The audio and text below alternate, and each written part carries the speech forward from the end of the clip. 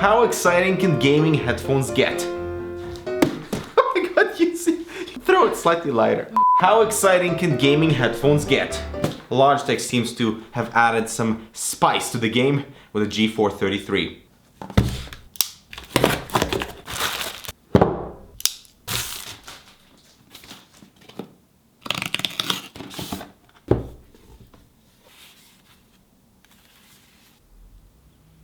Not bad. Let's check it out. Choose Be Quiet to join the silent revolution. Designed and tested in Germany, their meticulous passion for quiet PC components ranges from premium power supplies, CPU coolers and fans, and innovative PC cases, all of which aim to achieve one thing. Is this thing even on? That's right, totally quiet power supplies, even under load. Silent Wings fans deliver awesome airflow with noise that doesn't reach your ears, all enclosed in a package designed to be quiet.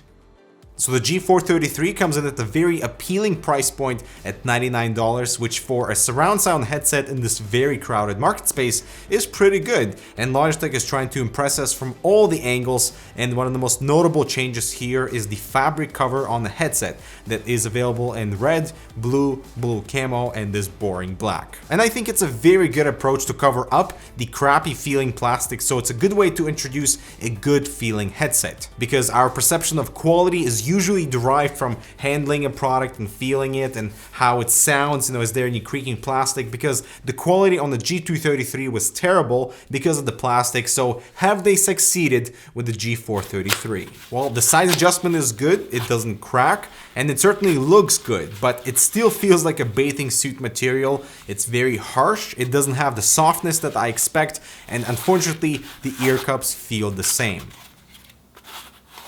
And if you have dandruff, I'm sorry, as all the little crevices pick up dry skin very well. It's very visible, the hair gets stuck. A dark gray color as default would have worked much better. They're not irritating to wear, but they sound like sandpaper when the headset moves on your head. It's very unappealing. And the replacement ear cups are therefore appreciated. I swapped mine right away, and because the large rectangular shape of the ear cups, you have to be kind of rough when removing and installing the ear pads. And because of this difference material on the replacement ear cups, the headset doesn't look so good anymore, having these two types of visible fabric. In terms of shape, they're not particularly bulky, they're a bit wider than my Sennheiser Game 1, but I love the ability to fold them on your neck with no restriction to head movement, but unfortunately even the headband padding has the same harsh feeling that is not very comfortable. The material choice here is very poor, and it's upsetting because everything else around the headset is excellent in terms of comfort. There's no large clamping force, they're light enough so you can wear them, they breathe,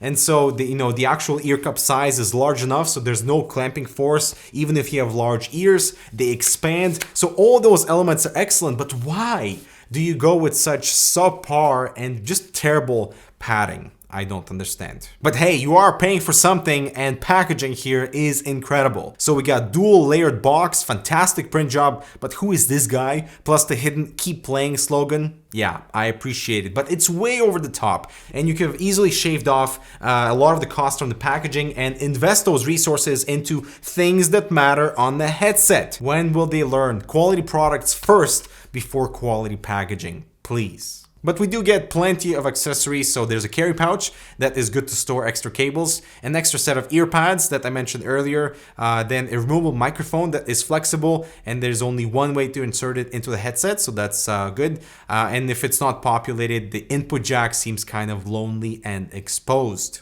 So this is what the microphone sounds like. It's plugged in directly into the USB sound card. There's not enough power in it to drive the microphone properly. It is just very quiet, and you have to boost it either in post or add gain, which introduces hiss. But yeah, this is what the quality is like.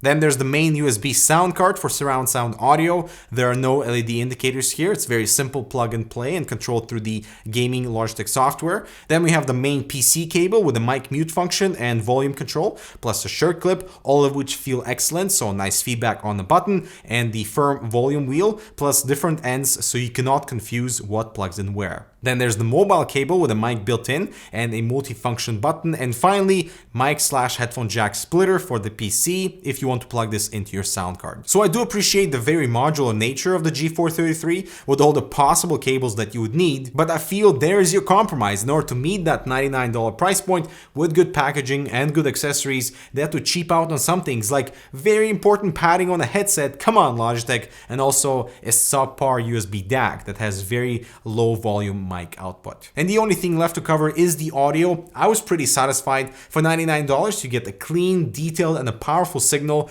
that is not harsh, it's not tinny, and you get a nice bass boost that actually vibrates the drivers a little bit. Yeah, I don't think that's a defect. It felt very powerful without destroying any other frequencies, so that's pretty good to hear. So from an audio perspective, I would use this as my main gaming headset if it wasn't, of course, for the really terrible padding on the top. The replacement cups are fine though, but as soon as you enable surround sound through the the Logitech gaming software, you lose the powerful volume, everything becomes a distant mess, and you lose all the positional accuracy that you normally get with stereo. So just the experience and the surround sound through the DAC is terrible. So I would just leave it at stereo, and the flat profile is very good, but of course you can play around with the EQ settings and those different profiles that are built in, which all have their nice quirks and they don't destroy the audio frequency. So there you have it, another example on how a gaming headset that tries to do it all, have good packaging, good accessories, good customization options for color,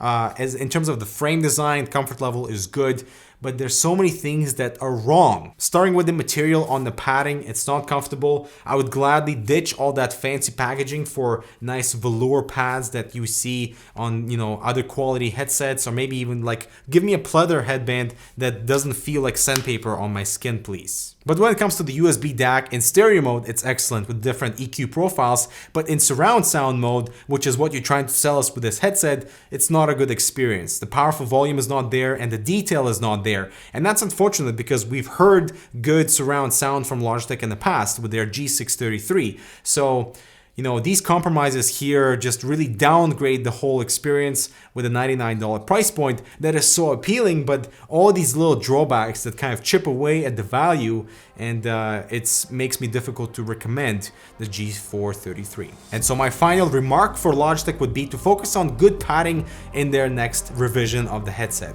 because I think that really destroys this product, which is quality. And perhaps if you're trying to be fancy with packaging, have the fancy packaging sleeve, but the rest of the packaging to be simplified and those resources to be invested into the product itself. And I wish that more gaming companies would recognize that and really invest everything into here and not into here. So guys, I hope you enjoyed this review. I love the material direction, but the implementation is just not there yet. But let me know what you think of the G433 and everything we discussed in this video.